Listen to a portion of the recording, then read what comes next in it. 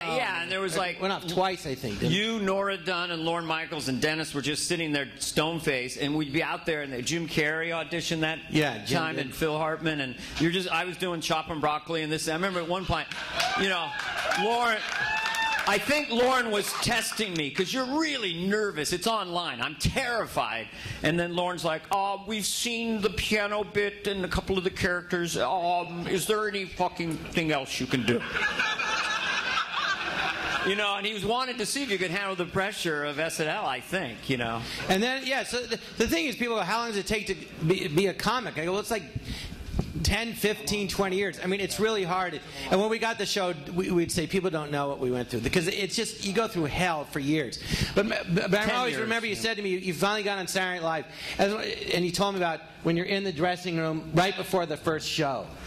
Well, first of all, I get out there, and we're walking around Rockefeller Center. I'm with John, and Don Pardo's there, and John gets Don Pardo to say my name, which terrified me. And Dana Carvey. You know, this is like a month before the show premieres. So I was instantly nervous and waiting, and I was developing The Church Lady with Rosie Schuster to do a sketch. And the night of the first show, I was in what they call the cold opening. I don't know if you watch SNL. It was like, you know, it just comes up. I didn't know I was in the cold opening. It was my first sketch ever, because I only was a stand-up. So Phil Hartman, Jan Hooks, and I were in that. And Sigourney Weaver was the host. She was the host. Right off of Aliens, which was huge. The Church Lady was the last sketch in the rehearsal show.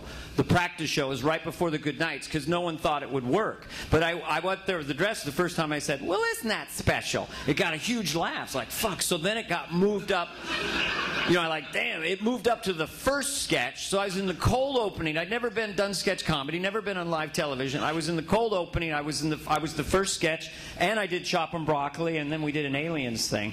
And our manager at the time, Brad Gray, kind of a guy who has a soft voice like this, he's our manager. He comes into my dressing room right before the show. He goes, I don't know why it happened. I don't know why this is it, but it's just show. You know, I don't know why it's just show, but it's just show tonight, you know. And the show... He's the chairman of Paramount now. He is. The show was not picked up for a full season when I got on the show. We only had an 8-show pickup for the only time in the 35, 40-year history.